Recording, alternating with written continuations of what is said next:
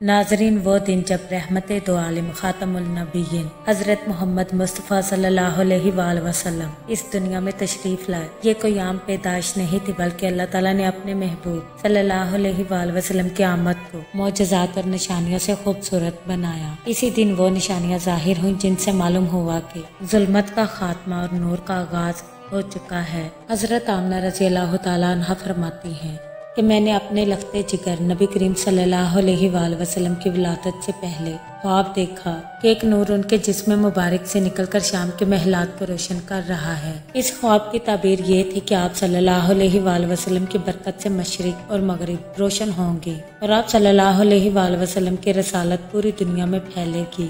विलादत के वक्त हजरत आमना रज़ी अल्लाह तआला अन्हा से एक ऐसा नूर निकला जिसने शाम और बसरा के महलात को मुनव्वर कर दिया। उस वक्त खाना काबा में जो बुत रखे थे वो सब मुंह के बल गिर पड़े। ये इस बात की अलामत थी कि अब शिर्क का खात्मा होगा और तौहीद का बोलबाला होगा। आप सल्लल्लाहु अलैहि वसल्लम की पैदाइश के वक्त फारस के बादशाह कसरा के महल में जलजला आया और उसके 14 कंगरे गिर गए। इस बात का इशारा ये था कि फारस की हुकूमत जल्द टुकड़ों में बट जाएगी। आतिश कदाए फारस का बुझ जाना। फारस में एक आग 1000 साल से मुसलसल चल रही थी, लेकिन उसी रात बुझ गए। ये इस बात की अलामत थी कि बातिल का खात्मा और हक की रोशनी फैलने वाली है। बहीरा सावा का सूख जाना। सावा नामी झील जो सदियों से भरी हुई थी उसी रात सूख गई। ये भी एक बड़ी निशानी थी कि पुरानी गुमराहियों का दौर खत्म होगा। आप सल्लल्लाहु अलैहि वसल्लम की पैदाइश पर फरिश्ते एक दूसरे को खुशखबरी सुनाते रहे कि आखिरी नबी सल्लल्लाहु अलैहि वसल्लम की आमद हो चुकी है। नाजरीन, आम औरतों को विलादत के वक्त सख्त तकलीफ होती है, लेकिन हजरत आमना रज़ी अल्लाह तआला अन्हा फरमाती हैं कि मुझे कोई ऐसी अजियत नहीं हुई, बल्कि उस वक्त मुझ पर एक नूरानी और सुकून वाली कैफियत तारी थी। हजूर सल्लल्लाहु अलैहि वसल्लम की पैदाइश के वक्त हजरत आमना रज़ी अल्लाह तआला अन्हा पर खास अनवार और बरकत का ज़हूर हुआ। नूर का निकलना और शाम तक रोशनी पहुंचना, फारस के ऐवान का हिलना, आतिश कदा फारस का बुझ जाना, सावा झील का खुश्क होना और काबा के अंदर रखे हुए बुतों का गिर जाना और आसमान पर फरिश्तों का जश्न मनाना, ये सब इस बात की निशानियां थी कि दुनिया का सबसे बड़ा इनकलाब और सबसे बड़ी रहमत यानी हजूर सल्लल्लाहु अलैहि वसल्लम की विलादत हो चुकी है। अल्लाह ताला से दुआ है कि अल्लाह अपनी बेशुमार रहमतें और बरकतें नाजिल फरमा हमारे आका हजरत मोहम्मद मुस्तफ़ा सल्लल्लाहु अलैहि वसल्लम पर, जिनकी विलादत से कायनात मुनव्वर हुई, जिनके नूर से जुल्मत मिट गई, जिनकी आमद से बुत टूटे, ऐवान लर्ज़े आग बुझी और दिलों को सुकून मिला। अल्लाह हमें नबी करीम सल्लल्लाहु अलैहि वसल्लम की सच्ची मोहब्बत अता फरमा, उनकी सुन्नत पर चलने की तौफीक दे और रोज़े क़यामत हमें उनके झंडे तले जमा फरमा। आमीन। सब्सक्राइब। हजारों साल पहले ये वाक़या यमन के शहर नजरान में पेश आया। उस वक्त यमन पर एक यहूदी बादशाह हुकूमत करता था जिसका नाम ज़ुनवास था। ये बादशाह काफिर था और अपने मुल्क में शिर्क को आम कर रखा था। वो चाहता था कि सब लोग उसके मजहब पर चले और जो ना माने उसे सख्त सजा दे। उस बादशाह के दरबार में एक जादूगर भी था जो लोगों को गुमराह करने का काम करता। जब जादूगर बूढ़ा हो गया तो उसने बादशाह से कहा कि मेरे बाद कोई शागिर्द चाहिए जो ये फन सीखे। उस बादशाह ने एक बच्चे को जादूगर के पास भेज दिया। रास्ते में वो बच्चा एक अल्लाह के नेक बंदे के पास से गुजरता था। वो राहिब उसे अल्लाह के वहदानियत और ईमान की तालीम देता। जो वो बच्चा दिन में जादूगर से और राहिब से दोनों से मिलता, लेकिन उसके दिल को राहिब की बातें ज्यादा अच्छी लगती। एक दिन रास्ते में एक बड़ा जानवर खड़ा हो गया जिसकी वजह से लोग आगे नहीं जा रहे थे। बच्चे ने दिल में कहा, आज पता चल जाएगा कि हक किसके पास है। उसने दुआ की, ऐ अल्लाह, अगर राहिब का दीन तुझे पसंद है तो इस जानवर को मरवा दे। फिर उसने पत्थर मारा और जानवर मर गया। लोगों ने ये मंजर देखा तो हैरान रह गए। ये बच्चा सबको अल्लाह की कुदरत और तौहीद के बारे में बताने लगा। वो बच्चा अल्लाह के हुक्म से बीमारों को शिफा देता, अंधों को ठीक करता और लोगों को अल्लाह की तरफ बुलाता।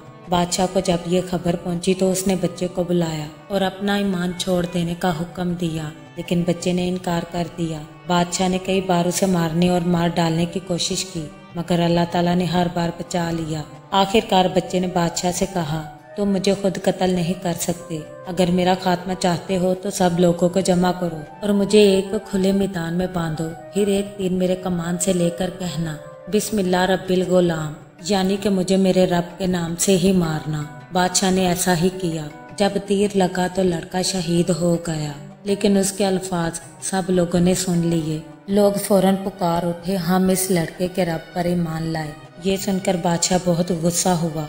उसने बड़ी बड़ी खंदकें खुदवाई, उनमें आग जलाई और ऐलान किया कि जो ईमान लाएगा उसे आग में डाल दिया जाएगा। हजारों मोमिन मर्दों, औरतों और बच्चों को आग में डाला गया, मगर वो अपने ईमान से पीछे ना हटे। कुरान में सूरह बरूज में अल्लाह ताला फरमाता है, कत्ल कर दिए गए अखदूद वाले, आग वाले, जब वो उस पर बैठे थे और वो उस पर गवाह थे, जो वो मोमिनों के साथ करते थे।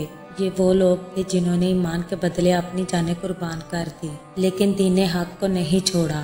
ईमान की राह में कुर्बानियाँ देना पड़ती हैं। अल्लाह के नेक बंदों की फतह आखिरत में है। चाहे दुनिया में नुकसान नजर आए, लेकिन जुल्म कितने ही बड़ा क्यों ना हो, अल्लाह के मोमिन बंदे कभी हारते नहीं। सब्सक्राइब। मक्का की सरजमीन जुल्मत और जहालत में डूबी हुई थी। हर तरफ बुत परस्ती और अंधेरा छाया हुआ था, मगर फिर 12 रबीउल अव्वल की बाबरकत सुबह दोशंबा के दिन वो घड़ी आई जिसका इंतजार सदियों से किया जा रहा था। हजरत आमना रज़ियल्लाहु ताला अन्हा के घर एक नूरानी वजूद पैदा हुआ। वो वजूद थे मोहम्मद मुस्तफा सल्लल्लाहु अलैहि वसल्लम। आप सल्लल्लाहु अलैहि वसल्लम की विलादत के साथ ही आलिम में बहुत सी ऐसी निशानियां जाहिर हुई, जैसे कि कसरा के महल के कमरे लर्ज गए, आतिश कदा फारस बुझ गया और आसमान के सितारे झिलमिला उठे। हजरत आमना रज़ियल्लाहु ताला अन्हा फरमाने लगी, जब आप सल्लल्लाहु अलैहि वसल्लम पैदा हुए तो एक ऐसा नूर जाहिर हुआ जिससे शाम के महल रोशन हो गए। जब ये खुशखबरी हजरत अब्दुल मुत्तलिब को मिली तो उस वक्त आप बैतुल्लाह का तवाफ कर रहे थे। हजरत अब्दुल मुत्तलिब जब घर वापिस आए, आपने आते ही अपने पोते रसूल सल्लल्लाहु अलैहि वसल्लम को अपनी गोद में लेकर प्यार किया और अल्लाह के हुजूर सजदा शुक्र अदा किया। हजरत अब्दुल मुत्तलिब जब अपने पोते को गोद में लेकर खाना काबा में गए तो दुआ की कि ऐ रब, इस बच्चे को अपनी हिफाजत में रख और उसे दुनिया का सरदार बना। हजरत अब्दुल मुत्तलिब ने अरब के दस्तूर के मुताबिक विलादत के साथ में दिन अकीका किया और तमाम अहले मक्का को दावते तो आम दी। आप सल्लल्लाहु अलैहि वसल्लम के दादा हजरत अब्दुल मुत्तलिब ने आपका नाम मोहम्मद रखा, यानी जिसकी सब तारीफ करें। आप सल्लल्लाहु अलैहि वसल्लम के वालिद का इंतकाल हो चुका था, इसलिए आपकी परवरिश सबसे पहले वालिदा आमना रज़ियल्लाहु ताला अन्हा ने की, फिर दादा अब्दुल मुत्तलिब के ज़ेरे साया रहे। अब्दुल मुत्तलिब आप सल्लल्लाहु अलैहि वसल्लम से बेहद मोहब्बत करते थे। आप सल्लल्लाहु अलैहि वसल्लम के दादा अब्दुल मुत्तलिब खाना काबा के सहन में एक खास बिछौना बिछाते थे, जिस पर सिर्फ वही बैठते थे, मगर नन्हे मोहम्मद सल्लल्लाहु अलैहि वसल्लम आकर उस पर बैठ जाते और अब्दुल मुत्तलिब खुशी से फरमाते, ये मेरा बेटा नहीं बल्कि मेरा सरदार है। इस तरह हजरत आमना के आंगन से एक ऐसा चांद तलु हुआ जिसने कायनात को नूर, रहमत और हदायत से भर दिया। यूं विलादत मोहम्मदी सल्लल्लाहु अलैहि वसल्लम ने दुनिया की तारीख का सबसे बड़ा इनकलाब शुरू किया। जुल्मतें छट गई, नूर का सूरज तलु हुआ और कायनात ने अपने महबूब का इस्तकबाल किया। वाकई ये वो घड़ी थी जिसने इंसानियत की तकदीर बदल दी। सलाम हो ज़ाते मोहम्मद सल्लल्लाहु अलैहि वसल्लम पर, जिनके आते ही अर्श और फर्श वाले सब झूम उठे और कुल कायनात में उजाला ही उजाला कर दिया। प्यारे भाइयों और बहनों, आजकल हम सब देख रहे हैं कि किस तरह से लाभ, बारिशें और मुख्तलिफ आफात ने इंसानों को परेशान कर रखा है। ऐसे हालात में सबसे बड़ी हिफाजत सिर्फ और सिर्फ अल्लाह के जिक्र में है, क्योंकि अल्लाह ही आफात से बचाने वाला और अमन देने वाला है। हदीस में आता है कि रसूल सल्लल्लाहु अलैहि वसल्लम ने हमें एक ऐसी बाबरकत दुआ सिखाई है जिसके बारे में आप सल्लल्लाहु अलैहि वसल्लम ने फरमाया, जो बंदा सुबह के वक्त 3 मरतबा और शाम के वक्त 3 मरतबा ये कलमात पढ़ लेता है तो अल्लाह ताला उसे हर आफत, हर मुसीबत और हर नुकसान से महफूज फरमा देता है। वो अजीम दुआ ये है। इस दुआ के मायने है कि अल्लाह के नाम से शुरू करता हूँ, जिसके नाम के साथ ना जमीन में कोई चीज नुकसान दे सकती है और ना आसमान में, और वो खूब सुनने वाला, खूब जानने वाला है। इस वजीफे का तरीका बहुत आसान है। ये दुआ नमाज फजर के बाद सुबह में 3 मरतबा पढ़ें और नमाज मगरिब या इशा के बाद शाम में 3 मरतबा पढ़ें। जब खतरा ज्यादा हो तो दिन में 3 बार लाजमी पढ़ें। इंशाअल्लाह ताला अल्लाह ताला आसमानी और ज़मीनी आफात से महफूज रखेगा। यकीन माने, जो ये दुआ दिल के यकीन के साथ पढ़ता है, अल्लाह ताला उसे ज़मीन और आसमान की हर आफत, हर मुसीबत और हर आसमानी बला से महफूज फरमा देता है। आइए हम सब मिलकर इस दुआ को अपनी जिंदगी का हिस्सा बनाएं और अल्लाह के हुजूर ये दुआ करें, ऐ अल्लाह हमें हमारे घरों को और हमारे मुल्क को हर आफत, हर सैलाब और हर तबाही से अपनी पनाह में रख। ऐ हमारे रब हमें ईमान, सलामती और रहमतों के साए में जिंदगी गुजारने की तौफीक अता फरमा। आमीन या रब्बुल आलमीन। सब्सक्राइब